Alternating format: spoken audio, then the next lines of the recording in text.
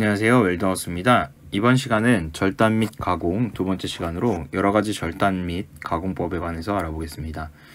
2번 가스 가우징입니다. 가스 절단과 비슷한 토치를 사용하고 용접 뒷부분에 뒷면을 따내거나 U형, H형으로 용접홈을 가공하기 위하여 기품 홈을 파내는 작업이 가스 가우징입니다. 이 가우징이라는 단어에 좀 주목을 해볼 필요가 있는데요. 가우징이라는 것은 절단이 아닙니다. 일단 절단법은 아니에요. 자, 절단이 아니고 뭐냐? 뒷부분을 따내는 겁니다. 그럼 이런 일이 언제가 필요하냐? 우리가 용접을 할 때, 용접을 하고 결함이 발생할 때 있잖아요. 이 결함을 제거하는 방법 중에서 이제 뭐 그라인더라는 기구 많이 들어보셨을 겁니다. 이 그라인더 기구를 이용하거나 또는 이 가우징이라는 걸 이용해서 용접된 부분을 파낼 수가 있습니다. 그러니까 홈을 파내는 거죠. 결함 부분을 이제 파낸다고 보시면 돼요. 홈 파내기. 그래서 이 가우징이라는 것은 홈을 파내는 작업이다 라고 보시면 될 것 같고, 이때 가스 가우징이라는 것은 가스의 열을 이용해서 이제 가스 뭐 반응열이나 이런 것들을 이용해 가지고 이제 가우징을 하는 것을 가스 가우징이라고 합니다. 그래서 주로 용접 결함 제거를 할 때 사용하는 것이 가우징입니다. 그래서 가우징은 결함을 제거하고 홈을 파내는 작업이다 라고 보시면 되겠습니다. 자, 3번입니다. 스카핑입니다. 스카핑의 경우에는 강제입 탈탄층 또는 홈을 제거하기 위해 사용하는 것입니다. 자, 가우징하고 스카핑하고 이제 자주 같이 나오는 답지로 자주 나오게 되는데요. 이제 어떻게 구별을 하냐면, 스카핑은 예를 들어서 이제 재료가 있으면 이 겉면에 어떤 이렇게 뭐 탈탄층이나 이렇게 뭐 불순물이 좀 첨가가 되어 있는 층이 있다고 이제 보자고요. 그랬을 때 이 부분을 제거를 하는 거예요. 이 부분을 이렇게 제거를 한다고 보시면 돼요.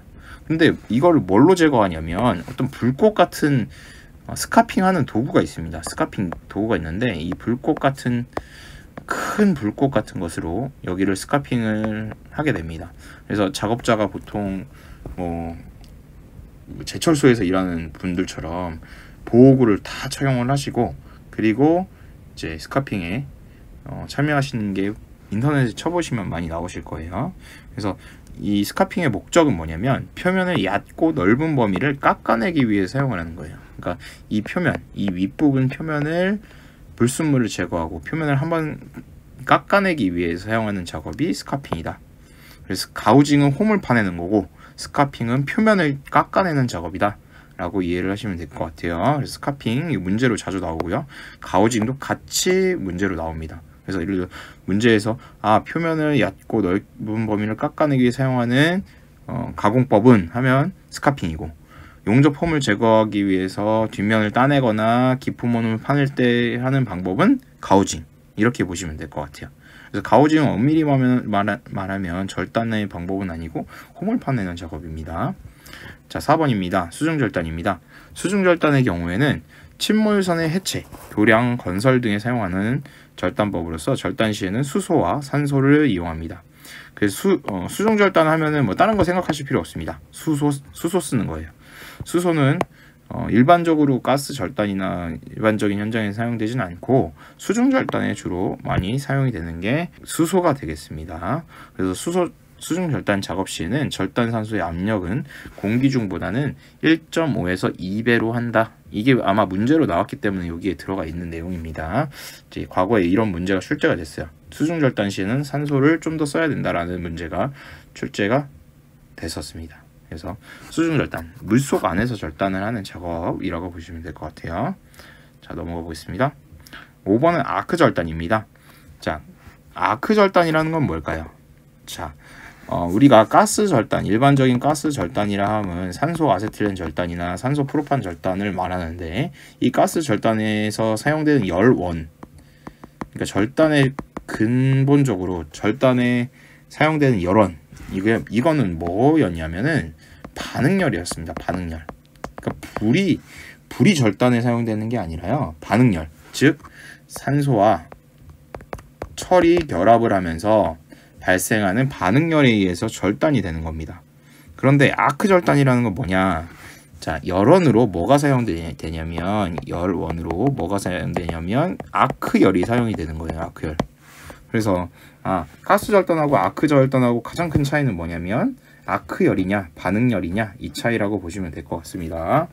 자, 그래서 1번입니다. 가스절단이 철과 산소의 반응열을 이용한다면 아크절단은 아크열을 이용하여 모재를 용융시키고 절단하는 방법을 말합니다.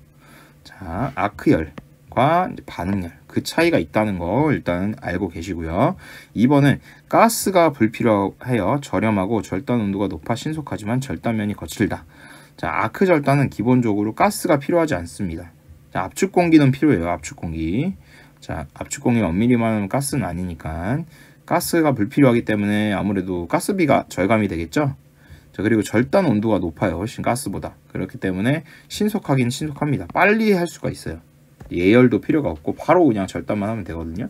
하지만 단점은 절단면이 거칠다는 단점이 있어요. 그래서 이제 정밀한 곳에서는 주로 제가 이제 여러 기업들을 다녀보니까 대부분 다 레이저 절단을 많이 하고요.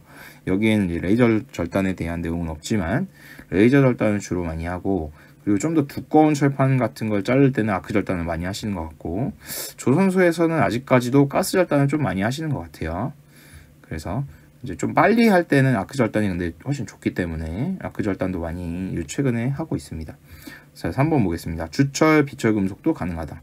이제 아크 절단의 가장 큰 특징이라고 보면 가스 절단은 일반적으로 철과 관련된 강철이나 뭐 이런 쪽에만 좀 포커스가 맞춰져 있다면 아크 절단의 장점은 바로 여기에 있습니다. 주철이나 비철 금속, 즉 알루미늄이나 이런 것도 절단이 가능합니다. 자, 4번입니다. 용융된 모재를 압축 공기로 불어낸다. 자, 압축 공기가 아크 절단도 필요합니다. 그래서 압축 공기라는 거는 이제 여러분들 자전거 수리점에 가시면 자전거에 바람 넣는 거 있죠? 압축된 공기.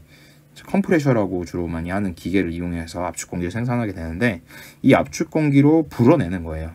그러니까 아크 열로 쇠를 녹여주고 그 압축 공기로 불어낸다라고 보시면 될 것 같습니다. 자, 그럼 종류를 한번 볼게요. 일단 산소 아크 절단이 있습니다. 자, 산소 아크 절단이라는 것은 아크 열을 일으키지만 반응열도 같이 함께 일어나서 절단이 되는 절단법입니다. 자, 일단 속이 비어있는 피복 강정극으로 아크를 발생시켜요. 자, 여기 밑에 보시면 속이 빈 관이 있습니다. 왜 속이 비어있냐? 이 사이로 산소, 자, 압축된 산소가 나오기 때문에 속이 비어있는 것입니다. 그래서 이런 정극을 이용해서 아크를 발생시키고 여기 가운데서 산소를 분출을 하는 거예요. 산소를. 그러면은 이제 반응열이 일어나겠죠. 아크열에 의해서 열은 발생됐고 산소가 분출되니까 반응열도 일어나겠죠. 그러니까 산소 아크 절단은 아크열도 이제 사용을 하지만 반응열도 사용을 하는 절단법이라고 보시면 되겠습니다. 산소 아크 절단이요. 자, 다음 3번입니다. 다음은 탄소 아크 절단입니다. 이제 탄소 아크 절단은 반응열이 아니라 바로 탄소나 흑연 등으로 이제 모재 사이 아크를 일으켜요. 그걸로 이제 절단을 하는 거래요. 그래서 이제 이때는 반응열을 이용하는 게 아니라 바로 이제 아크열에 의해서 절단이 되는 거라고 보시면 되겠습니다. 그래서 탄소 아크 절단이라고 합니다. 4번입니다. 금속 아크 절단입니다. 탄소 전극봉을 대신해서 절단 전용 특수 피복제를 입힌 전극봉을 이용해서 절단을 하는, 즉 이제 절단 전용 특수 피복제를 입힌 전극봉이 있다는 거예요. 탄소 전극봉 대신해서. 그래서 그렇게 보시면 될 것 같고, 금속 아크 절단입니다. 이게. 자, 다음은 5번입니다. 플라즈마 아크 절단입니다.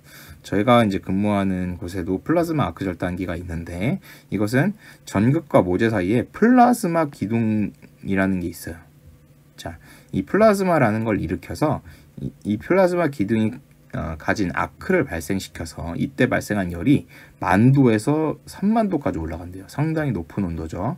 이 플라즈마라는 것은 이제 열에 의해서 이온화된 이제 가스가 발생되는 게 이제 플라즈마라고 하는데, 그때 이제 열이 많이 발생되는 것이 바로 플라즈마입니다. 이게 용접에도 이용을 할 수가 있는 부분인데 뭐 자세하게 들어가면 기술적인 부분으로 들어가면 더 어렵겠지만 어쨌든 이온화의 과정에 의해 나오는 열, 그것이 이제 플라즈마 가스가 이온화되는 과정에서 나오는 열이라고 보시면 될 것 같습니다. 그래서 이 플라즈마라는 걸 이용해서 금속을 녹이고 그 다음에 고압의 공기, 이게 압축 공기가 되겠죠. 컴프레셔로 일으킨 압축 공기에 의해서 자 불어내는 거죠, 금속을. 그래서 녹은 금속을 불어내서 절단하는 방법, 이것이 플라즈마 아크 절단입니다. 그래서 자 지금 보시면은 플라즈마 아크라는 게 여기서 일어나요. 플라즈마 밝게 막 좀 밝게 일어나는데, 그 다음에 여기 뭐 토치가 공냉도 있고 순행식도 있습니다. 냉각수가 이렇게 가고, 그리고 이제 여기서 압축 공기가 지금 여기 표현이 안 돼 있는데 압축 공기가 이렇게 강하게 나옵니다. 플라즈마 아크에 의해서 쇠는 녹고 압축 공기로 불어내는 거죠. 그래서 플라즈마의 절단을 하시는 거 보시면은 상당히 소음이 크게 나는데 그게 바로 이 압축 공기 때문에 나는 거예요. 그래서 플라즈마 절단은 무조건 압축 공기가 필요합니다. 그렇게 보시면 되겠습니다. 자, 다음은 6번 아크 에어 가우징입니다. 자, 아크 에어 가우징은 가우징 방법 중에서 가장 대표적인 거라고 볼 수가 있는데요. 자, 탄소의 봉에 전극으로 하여 자, 아크를 발생시킨대요. 자, 마찬가지로 이제 용접봉하고 되게 비슷하게, 피부과학 용접봉하고 되게 비슷하게 생겼습니다. 그때 전극으로 아크를 발생시킨 다음에 고압으로, 자, 5에서 7kg 정도 되는 고압으로, 요 부분이 시험에 이제 몇 번 나오더라고요. 5에서 7kg인데 뭐 예를 들어서 뭐 2에서 3 이렇게 나와서 이제 틀린 답지로 많이 나오더라고요. 그래서 2에서 3이 아니라 고압, 좀 높은 압력, 5에서 7 정도의 압력으로 압축 공기로 이제 이 공기를 분출해서 홈을 가공하거나 용접부의 결함부를 제거하는 작업이 아크 에어 가우징입니다. 그래서 구멍도 뚫을 수가 있고 사실 절단도 할 수가 있어요. 근데 가장 근본적인 목적은 홈 가공이나 용접 결함부를 제거하는 작업이 가장 이 아크 에어 가우징의 목적이라고 보시면 될 것 같아요. 자, 가스 가우징에 비해서 작업 능률이 2~3배 좋다라고 합니다. 그래서 가스로 열원으로 할 것이냐 또는 아크로 열원으로 할 것이냐, 요 차이가 있다고 보시면 됩니다. 그래서 전기를 이용한 아크가 작업 능률이 2~3배 좋다라고 보시면 되겠습니다. 그래서 탄소 전극으로 아크를 일으키고 여기 안에서 공기가 분출되면 이제 홈이 파지는 그런 작업이 아크 에어 가우징입니다. 이제 가우징이라고 하면 일반적으로 많이 생각을 하는 게 바로 이 아크 에어 가우징이라고 보시면 될 것 같아요. 그래서 이때 요 압력 5에서 7kg 압력을 이용해야 하는데, 이제 문제에서 뭐 2에서 3이나 1에서 2나 뭐 이렇게 나와가지고 틀린 답지로 많이 나오더라고요. 그래서 이 부분 5에서 7이라는 거 꼭 별표 쳐놓으시고 보시면 될 것 같습니다. 자, 다음 6번 항목입니다. 폭엠 겹치기 절단입니다. 폭엠 절단도 이제 간혹 나오게 되는데요.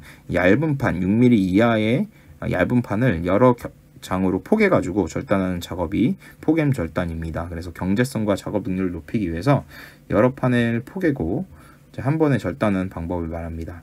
근데 이 폭엠 절단을 할 때는 판과 판 사이의 틈새가 0.8mm 이상이 되면 안 됩니다. 0.08mm 이상이 되면 안 돼요. 그래서 이제 예를 들어서 판과 판이 있으면 이 판과 판 사이에 뭔가 불순물이 있거나 그러면 안 된다는 얘기 되겠죠. 1mm, 0.08mm면 엄청 얇은 거잖아요. 그래서 이런 것들이 있으면 안 된다. 그래서 완전히 제거한 후에 포갠 다음에 절단을 해야 된다라는 의미가 되겠습니다.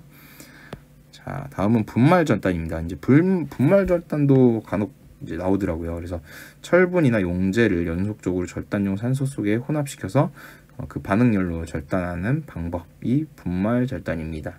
간혹 나오게 되는데 거의 이제 뭐 교육기관이나 이런 곳에는 잘 쓰지 않다 보니까 이제 문제로는 자주 출제가 되는 것 같진 않아요. 근데 이런 것들이 있다 정도만 알고 계시면 될 것 같아요.